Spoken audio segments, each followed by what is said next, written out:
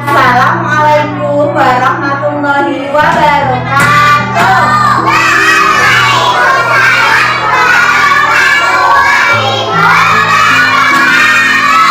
Selamat pagi semuanya. Sehat hari ini. Kita tepuk dulu biar semangat, oke? Tepuk semangat.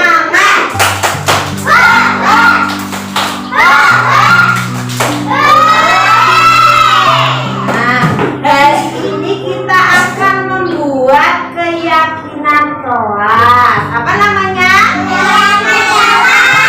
Keyakinan kelas. Dulu sebelumnya ada namanya tata tertib sekolah. Hari ini Bu Guru mau membuat keyakinan kelas. Kenapa kok keyakinan kelas? Nanti kita buat di kelas sama-sama. Kita sepakati bersama. Nanti ditempel di kelas kita, oke? Oke. Nanti dikasih kertas Bu Guru, oke? Satu anak ambil satu. Ada gambar. Ini contoh-contohnya ya. Nanti kita buat keyakinan kelas, oke? Ini ada gambar. Contohnya seperti kalau habis makan jajan, sampahnya dibuang di mana? Sampah. Berarti keyakinan kelas kita menjaga kebersihan sekolah atau kelas. Ini ada beberapa gambar. Nanti anak-anak pilih satu atau dua ya, nanti ditempel di kertas. Ini seperti contohnya Bu Guru bacakan dulu ya. Nanti kamu yang pilih satu. Halo. Gambar saling menghormati. Gambar apa? Saling menghormati. Yang kedua, ke sekolah. Bukan, datang ke sekolah tepat waktu, tidak terlambat ya. Ini ada gambar lagi orang salaman. Nah, kalau kita pernah berbuat salah sama teman kita harus meminta maaf. Pintar Hendaru. Yang terakhir ada gambar apa ini? Gambar apa coba? Cuci tangan. Bukan cuci tangan. Apa? Sampah. Berarti harus menjaga kebersihan sekolah. Nanti tugasnya anak-anak dikasih kartu Bu Guru, ambil satu atau dua. Dibagi dua kelompok. Halo. Dibagi dua kelompok ya. Kelompok kanan sama kelompok kiri. Nanti setiap anak ditempel di sini ya. Ambil satu, tempel, nanti kita taruh depan, kita baca bersama-sama. Siap?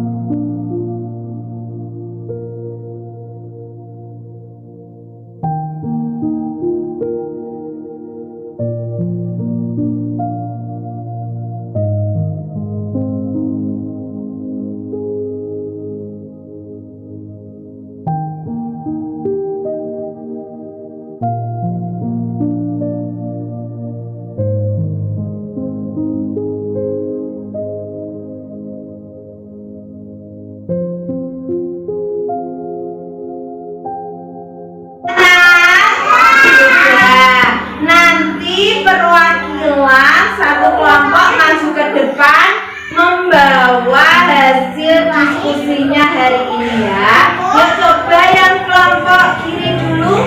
Mbak Ica maju sambil membawa itu, coba ya sini yuk. Dibawa kertasnya.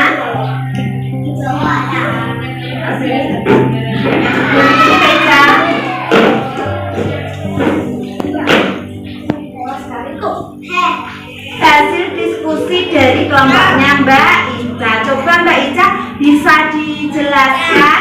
Yang pertama ini Mbak Ica, apa Mbak Ica? Keyakinan kelas kita membuang sampah berarti menjaga kebersihan ya. Ini ada beberapa lagi sama ya. Yang ini apa? Oh iya, itu kelompoknya Mbak Ica. Yang ke sekolah tepat waktu, tidak terlambat ya, betul. Ini juga ya Mbak Ica.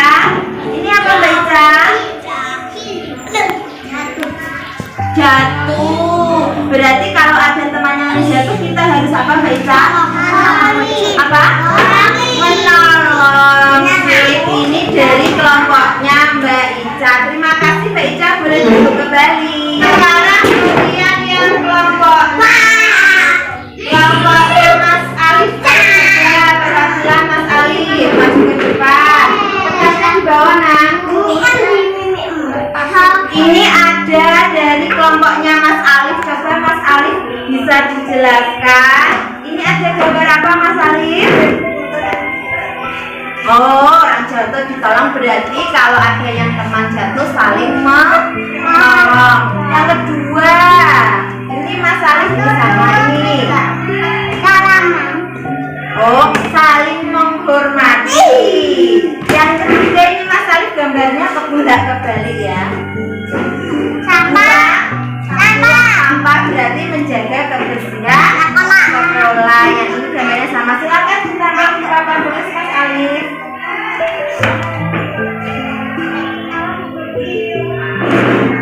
Terima kasih.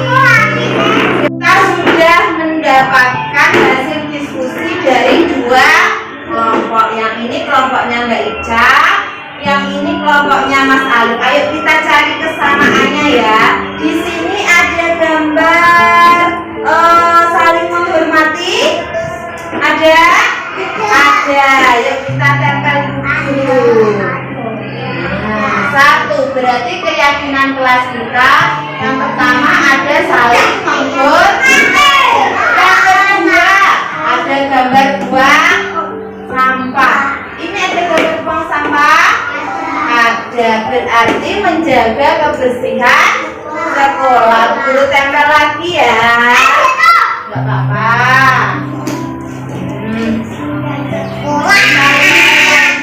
Di sini ada gambar anak ke sekolah. Terlambat apa tidak? Terlambat apa tidak? Ada gambar apa lagi ya yang sama? Oh ini orang salaman, berarti kalau salah minta maaf. Nah, ada berapa? Yuk kita hitung keyakinan kelas kita dari atas yuk. 1, 2, 3, 4. Ada 4. Nanti sudah kita sepakati bersama, berarti harus kita lakukan, kita taati bersama.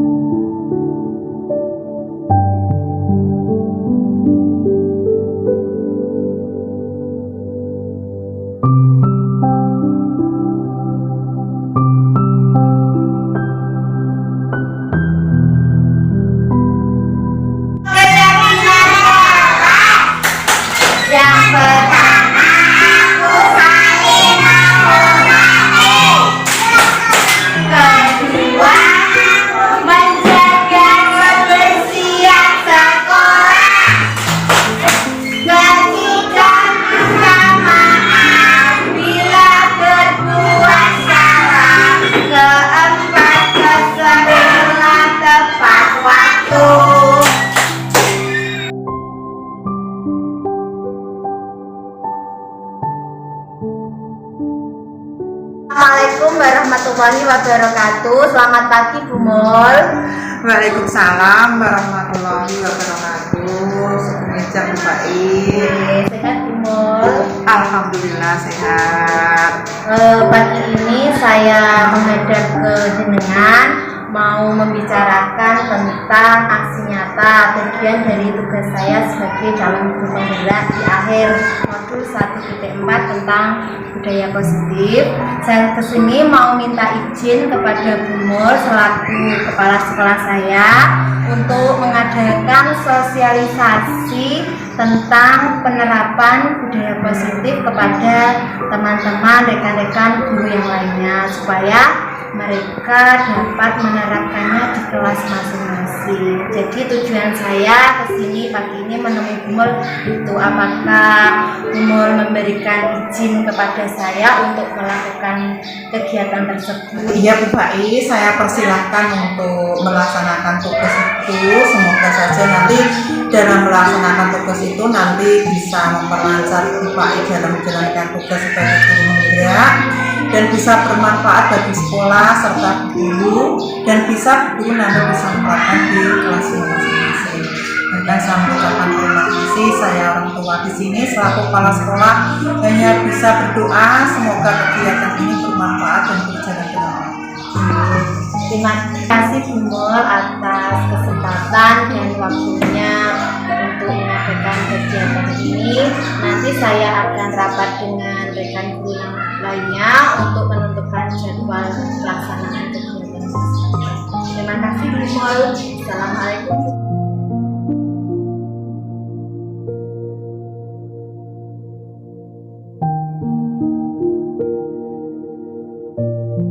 Dari hasil rapat tadi Bu, akan saya simpulkan bahwa kita disetujui ya, yaitu satu yang laksanakan nanti tanggal 17 hari Kamis jamnya jam 8 nanti sampai selesai. Oke, nanti saya kasih jadwalnya sebagai narasumbernya. Terima kasih Ibu ya, itu yang saya sampaikan itu nanti kita laksanakan bersama-sama. Semoga nanti bermanfaat bagi kita semua. Ucapan terima kasih kepada Ibu Guru untuk itu bisa ditindaklanjuti besok hari Kamis kita langsung ke ruang sebelah untuk mengadakan Ibu sekali lagi saya ucapkan terima kasih. Assalamualaikum warahmatullahi wabarakatuh. Waalaikumsalam warahmatullahi wabarakatuh.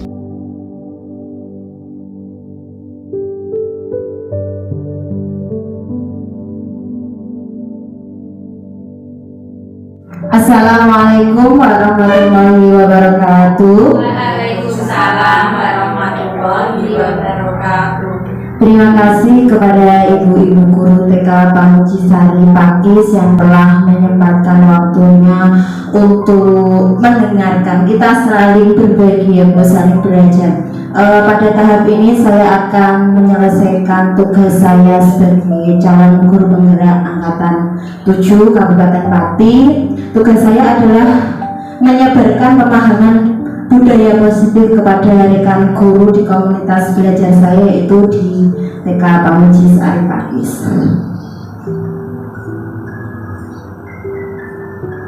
Nah, dalam konsep budaya positif dalam modul 1.4 ini ada 7 konsep utama. Yang pertama adalah perubahan paradigma belajar, yang kedua ada disiplin positif, yang ketiga ada motivasi perilaku manusia, yang keempat ada kebutuhan dasar, dan yang selanjutnya ada posisi kontra restitusi, keyakinan kelas, dan segitiga restitusi. Nanti kita akan bahas satu persatu 7 konsep tersebut ya. Nah, sebelum saya mulai, saya mau memberikan sebuah ilustrasi. Coba kita genggam tangan, kita umpamakan di dalam tangan kita ini ada barang yang sangat berharga sekali, dan berusaha sekuras tenaga untuk mempertahankan barang tersebut. Meskipun ada orang yang membujuk ataupun merayu, ibu ini akan mempertahankan sekuat tenaga. Saya mau mengilustrasikan kepada buku, coba ya. Nah, buku, saya boleh lihat apa yang ada di tangannya buku? Tidak boleh. Oh, kenapa buku kok tidak boleh? Punya buku, nanti saya coba beri hadiah balik loh buku kalau mau membuka tangannya. Oh, sungguh hadiahnya lebih bagus dari yang ada di tangannya buku. Boleh? Mau atau tidak?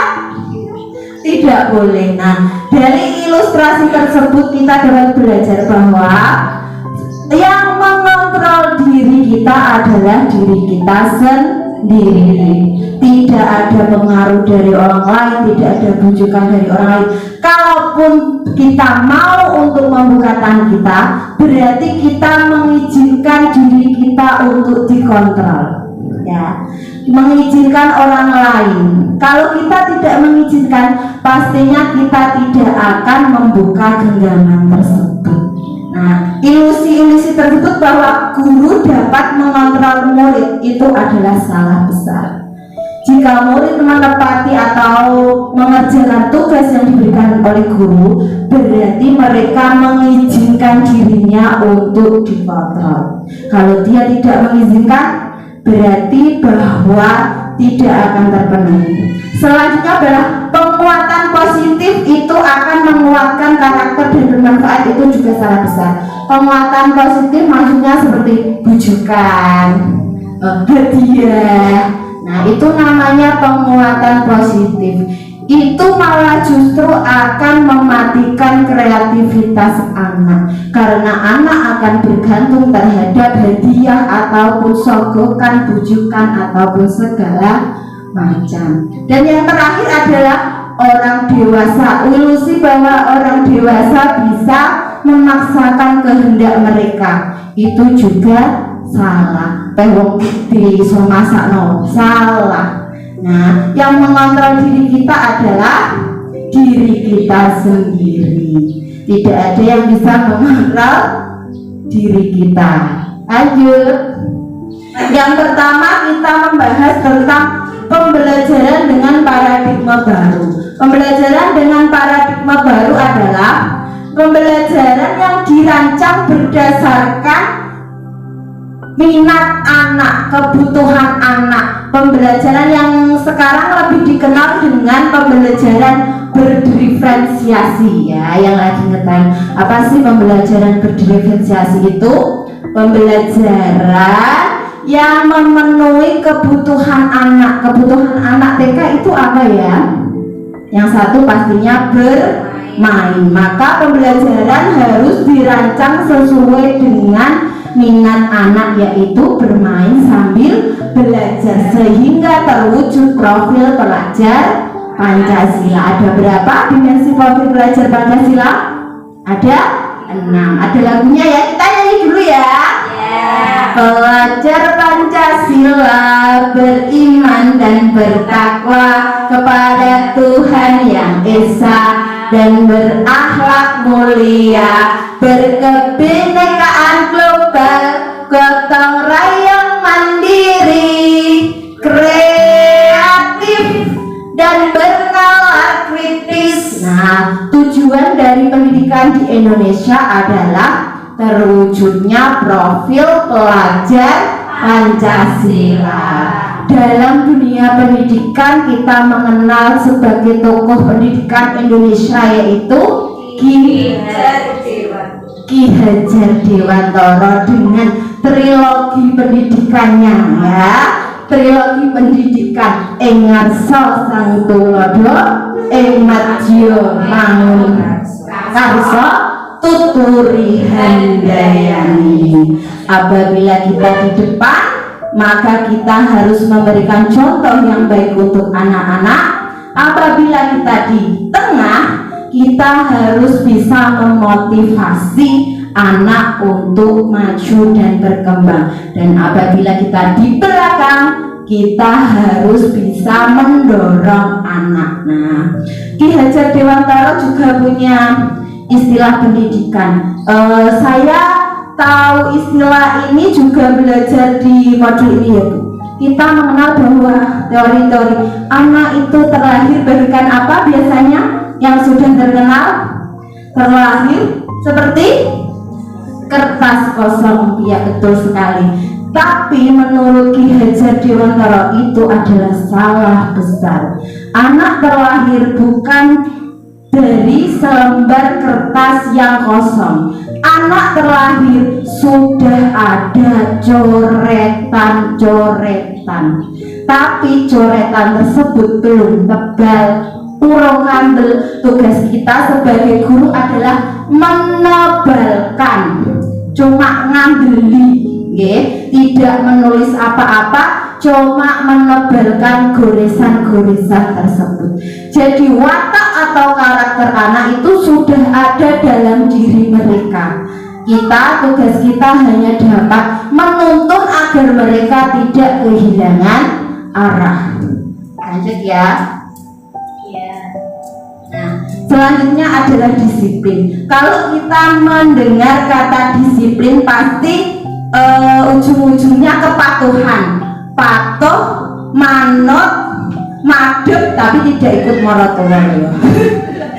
Patuh, disiplin berasal dari kata disiplin. Yang dimaksudkan adalah seseorang untuk mendapatkan kepatuhan. Kita ini cenderung menghubungkan kata disiplin pasti dengan ketidaknyamanan pasti ya. Disiplin masuk kerja, disiplin mengerjakan tugas, pasti semuanya itu tidak nyaman. Nah, tugas kita sebagai pendidik adalah mendisiplinkan anak. Tapi untuk mendisiplinkan kegiatan tersebut harus berperilaku dengan mengacu pada nilai-nilai kebajikan universal. Nilai-nilai kebajikan universal adalah suatu nilai yang kita sepakati bersama yang itu dianggap baik. Seperti tadi, terwujudnya profil pelajar Pancasila itu termasuk salah satu dari nilai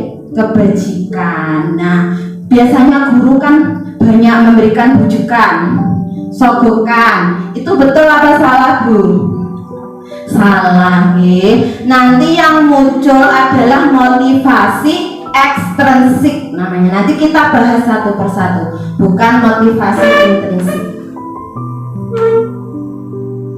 Nah, di sini ada 5 kebutuhan dasar manusia. Setiap manusia yang masih bernafas pasti punya namanya kebutuhan, ya.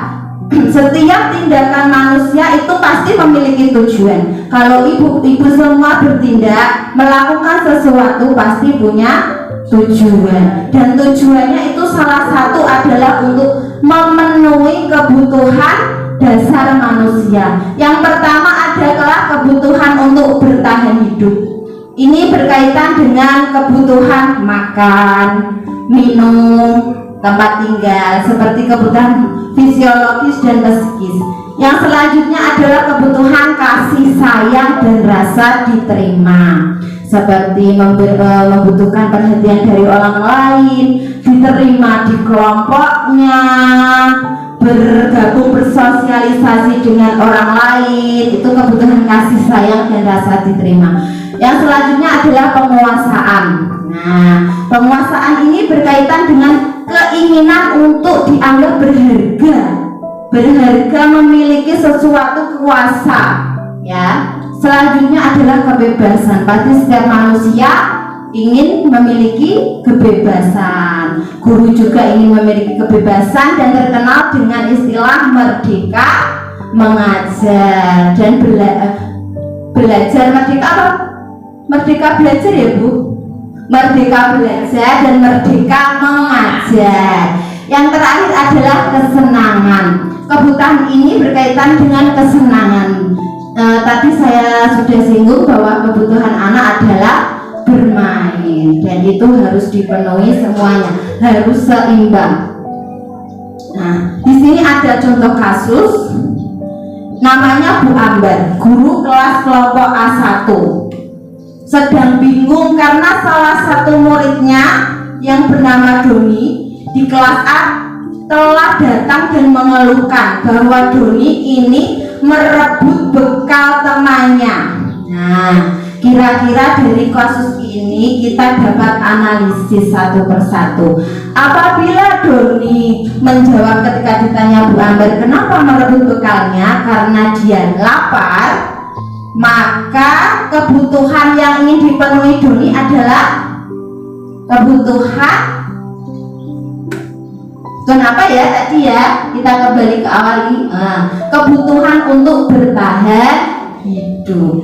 Nah, karena dia merebutnya ingin mendapatkan perhatian dari temannya, maka kebutuhannya yang ingin dipenuhi adalah kasih sayang. Karena kalau ditanya dia, saya kok pengen menakut-nakuti saja. Nah, aku seneng kok Bu nek ganggu tengah caku, biasanya gitu. Itu namanya kebutuhan penguasaan.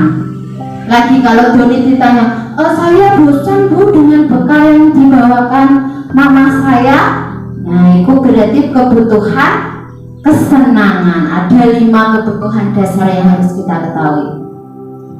Nah, selanjutnya adalah motivasi perilaku manusia. Motivasi merupakan dorongan yang timbul pada diri seseorang secara sadar maupun tidak sadar untuk melakukan suatu tindakan dengan tujuan tertentu. Nah, dalam kegiatan ini ada 3 motivasi dalam diri kita. Yang pertama adalah menghindari ketidaknyamanan dan hukuman. Contohnya seperti ini. Apabila contohnya Bu Guru masuk ke sekolah tepat waktu. Nah, motivasi apa yang timbul? Jika hanya ingin menghindari ketidaknyamanan karena dimarahi oleh kepala sekolah dan ya Bu, karena nanti mendapatkan hukuman atau sebagai yang lain, berarti itu motivasi namanya motivasi ekstrinsik, motivasi dari luar. Yang kedua adalah ingin mendapatkan imbalan atau penghargaan dari orang lain. Nah, ini juga termasuk dari motivasi ekstrinsik. Nah, aku saya berangkat sekolahnya pagi-pagi dan dipuji Bu kepala sekolah, wah ini loh guru paling rajin, itu ya Bu. Biar naik gaji. Biar naik gaji, betul. Saya berangkatnya pagi-pagi, biar nanti gaji saya dinaikkan, biar dapat julukan guru yang rajin. Itu juga namanya motivasi ekstrinsik.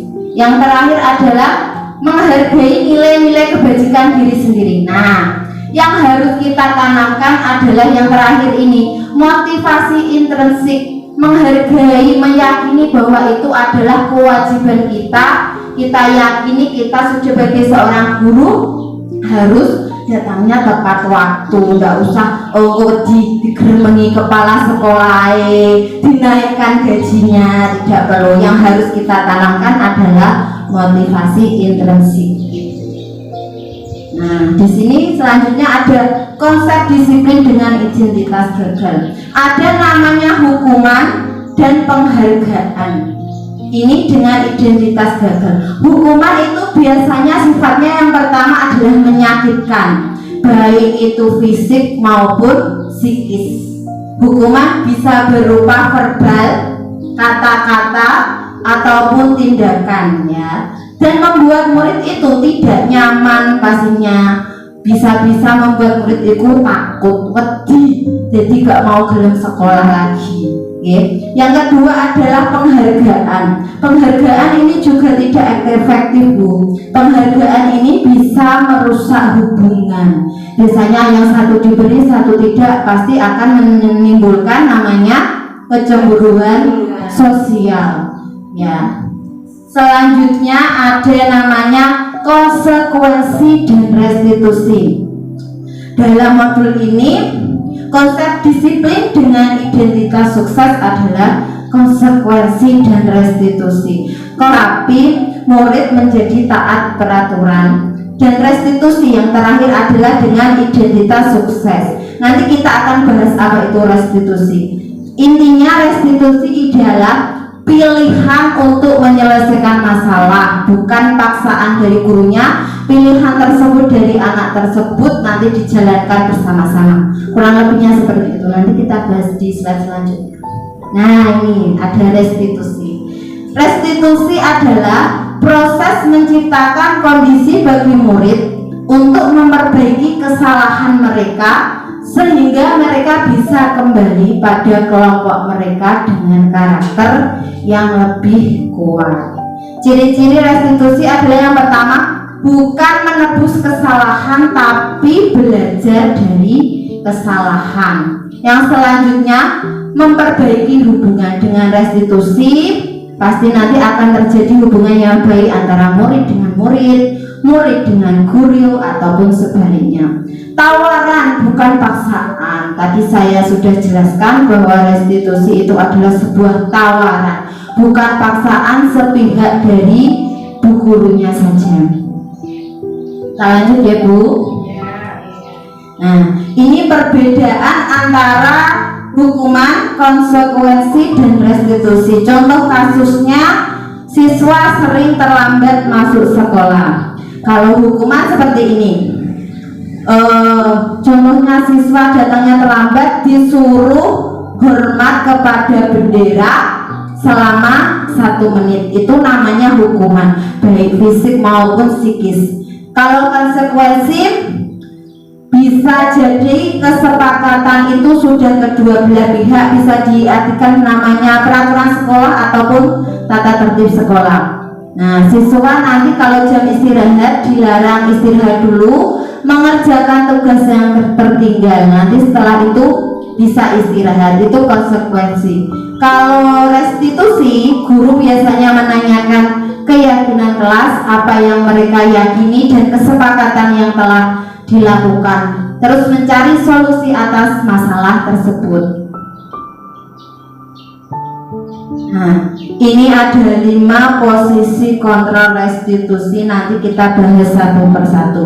Kita nanti ada di posisi yang mana? Yang pertama ada penghukum, yang kedua ada pembuat rasa bersalah, yang ketiga ada sebagai teman, yang keempat ada sebagai pemantau, dan yang terakhir adalah sebagai manajer.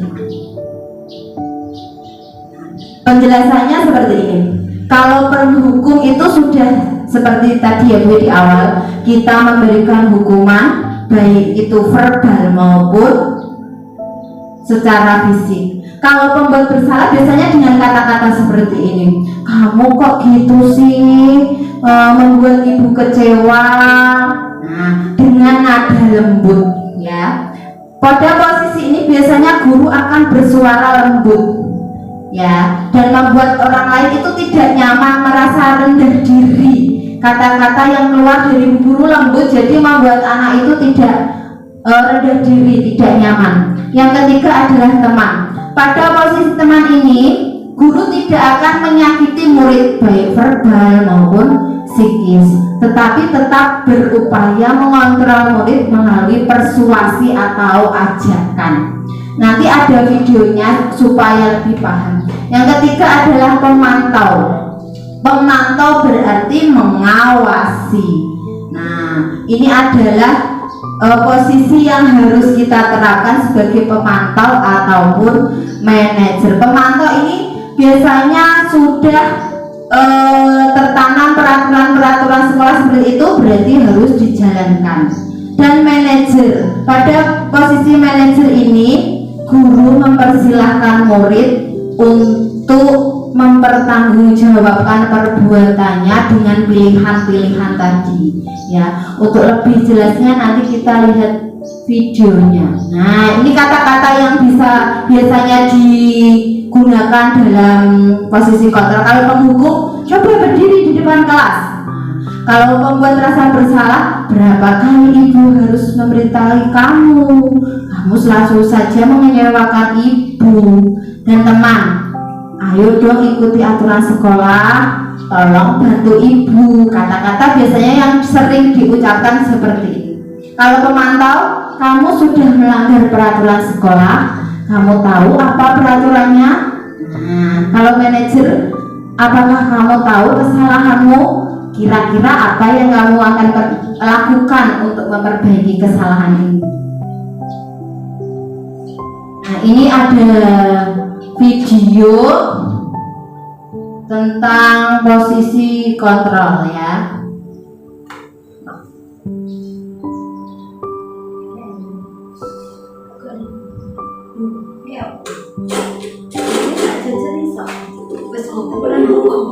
Selalu terlambat.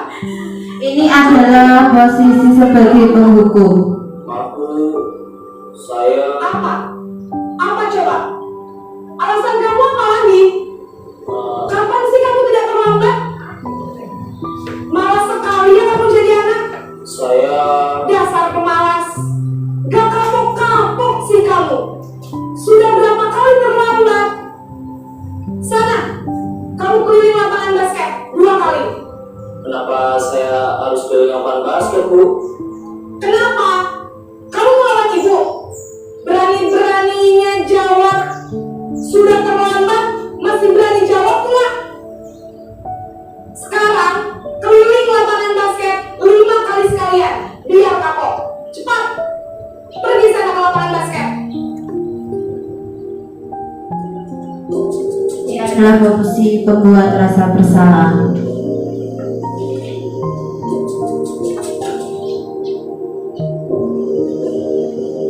Naren,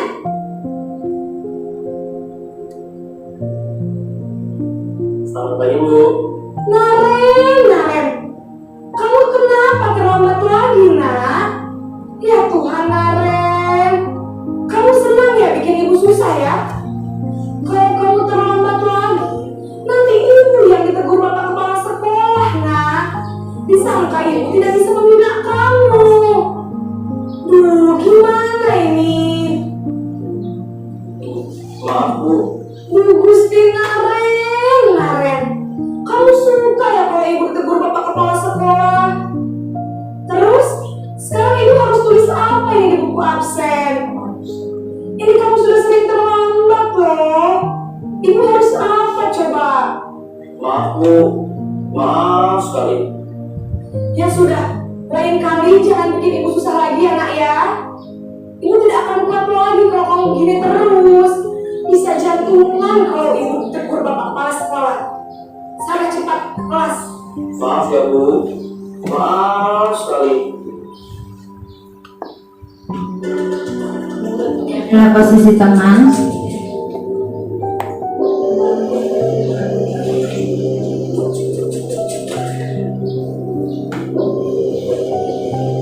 Naren,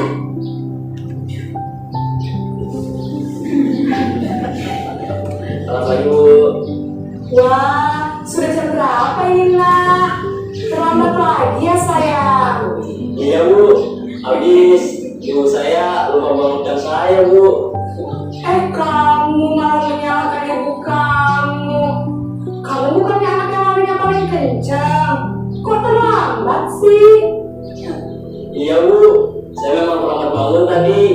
Jadi biar saya lari kencang, tetap gak kejar Bu. Ya sudah sana, nah ini lain kali larinya lebih kencang lagi ya. Biar gak terlambat lagi. Bikin senang ibu demi ibu. Bisa kan? Bisa lah Bu. Ya sudah sana masuk kelas. Ibu beresin urusan absen kamu. Kamu ini ada-ada saja.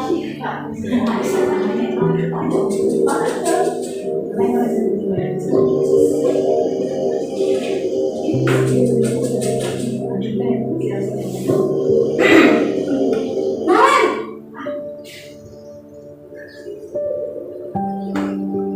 Selamat pagi Bu.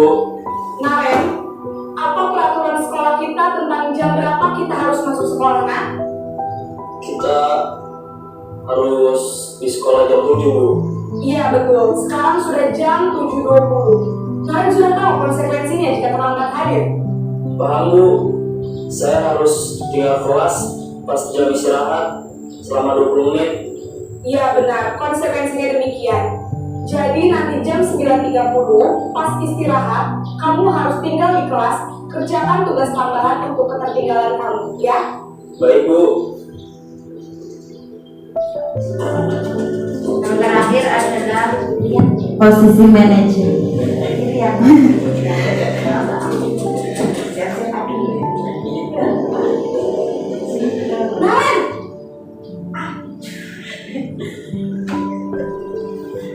Selamat pagi Bu. Selamat pagi Naren. Maaf Bu, saya terlambat. Iya, sekolah masuknya jam 7, sekarang sudah jam 7.20. Jadi sekarang bagaimana ini Naren? Maaf Bu, saya lupa setel alarm saya semalam. Baiklah, menurut kamu, keyakinan sekolah yang mana yang perlu kamu tingkatkan? Menghargai diri sendiri dan orang lain mungkin ya Bu. Setuju. Jadi, apakah Naren meyakini prinsip saling menghormati tersebut? Iya Bu, saya meyakininya. Apakah Naren bersedia memperbaiki masalah keterlambatan ini? Bersedia Bu. Bagaimana kalau akan memperbaiki masalah keterlambatan ini? Saya akan coba untuk tidak lupa menyetel alarm saya Bu. Baik, kalau Naren lupa menyetel alarm di rumah, ada orang yang kira-kira bisa bantu mengingatkan tidak? Ada Bu, kakak saya, Kak Emma. Ada lagi selain Kak Emma? Selain Kak Emma, ada ibu saya. Baik, jadi yang mengingatkan Naren adalah Kak Emma dan ibu kamu ya? Kira-kira akan mulai setel alarm kapan nih Naren? Setelah pulang sekolah, akan segera saya lakukan. Baik, jadi Naren akan setel alarm untuk pelanggan besok pagi dan akan diingatkan oleh kakak dan ibunda Naren ya. Ada lagi yang mungkin perlu dilakukan Naren agar tidak terlambat bangun lagi? Tidak ada Bu. Baik Naren, terima kasih untuk kerjasama kamu. Sekarang kamu perlu kembali ke kelas. Nah, dari video tersebut kita dapat melihat perbedaan posisi-posisi kontrol yang harus dilakukan oleh seorang guru. Posisi kita sebaiknya itu kalau tidak sebagai pemantau adalah sebagai manajer ya Bu ya. Kita lanjut. Nah, selanjutnya adalah keyakinan kelas. Mengapa sih kok keyakinan kelas? Mengapa bukan peraturan? Ilustrasinya seperti ini. Mengapa kita memakai helm saat berkendara? Pasti ada alasannya.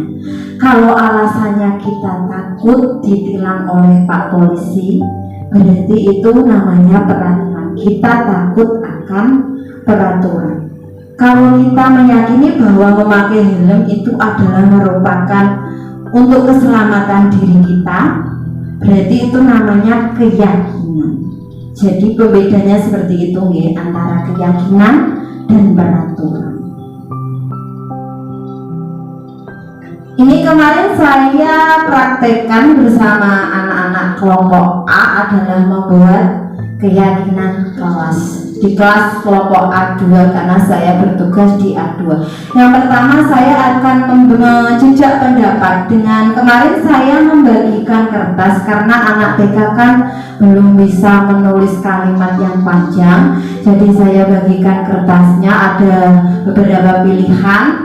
Ada membuang sampah pada tempatnya, ada datang ke sekolah tepat waktu. Jadi gambar-gambarnya itu adalah gambar-gambar yang positif. Nanti anak itu bisa memilih-milih. Kalau gambar kan memudahkan anak ya Bu ya. Kalau kita nanti tulis suruh anak itu menulis masih kesulitan. Yang kedua, meminta anak untuk memberikan cap jarinya karena anak TK kan belum bisa tanda tangan.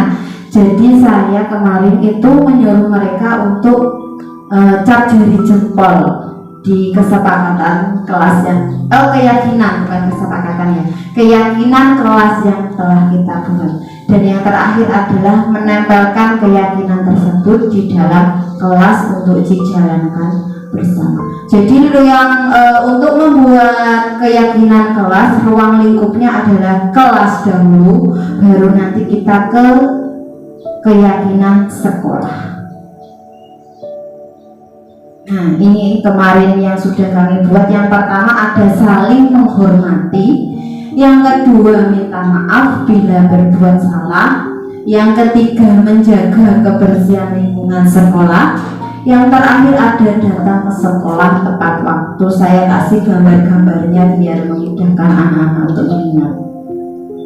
Nah, bagaimana membentuk keyakinan kelas itu dapat dibentuk dari pernyataan universal, pernyataan yang bersifat umum dan dibentuk dalam kalimat positif, bukan kalimat negatif. Maksudnya kalimat positif itu menggunakan kata tidak boleh membuang sampah, berarti itu dihilangkan, menjaga kebersihan lingkungan, tidak datang ke sekolah terlambat, berarti datang ke sekolah tepat waktu. Kita hilangkan kalimat-kalimat yang negatif, sederhana saja agar mudah diingat oleh anak. 4 ataupun 5 saja, tidak usah banyak-banyak, nanti kalau terlalu banyak anak malah lupa. Yang terakhir, disesuaikan dengan kondisi dan lingkungan sekolah masing-masing. Tentunya kondisi di pedesaan ataupun di pegunungan, di pesisir beda, karena untuk membuat keyakinan kelas itu disesuaikan dengan kondisi sekolah masing-masing. Nah, yang terakhir ada namanya segitiga restitusi. Tadi di awal sudah saya terangkan bahwa restitusi adalah proses mengembalikan anak didik ke kelompoknya dengan karakter yang lebih kuat. Dalam segitiga restitusi ini ada 3 tahapan. 3 tahapan tersebut, yang pertama adalah menstabilkan identitas. Kalau ada anak yang melakukan kesalahan pasti kita panggil. Misalnya siapa ya? Faiz ya. Faiz. Nah, Faiz tahu kenapa Bu Guru panggil ke sini? Pasti dia benar tidak tahu, Bu. Nah, kita stabilkan identitasnya, kita tanyai. Setiap orang pasti pernah melakukan kesalahan. Begitu dengan juga Bu Guru juga pernah melakukan itu. Nah, biasanya menggunakan kalimat-kalimat seperti itu. Kamu pasti akan melakukan hal yang terbaik. Nah, kalimatnya seperti itu. Yang kedua adalah validasi tindakan yang salah. Nah, ini adalah setiap tindakan pasti punya tujuan, punya alasan.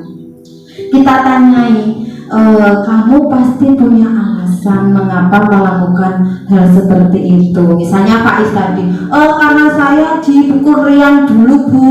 Nah, yang terakhir adalah menanyakan keyakinan. Kan tadi kita sudah membuat keyakinan bersama anak. Kita tanyakan kembali keyakinan tersebut. Apa keyakinan kelas kita? Tadi ada saling menghormati. Nanti kita berikan pilihan biar anak itu menjawab sendiri apa yang harus dilakukan. Biasanya yang timbul dari hati itu, dari hati kita sendiri itu akan lebih mudah untuk kita jalankan. Seperti itu ya, Bu.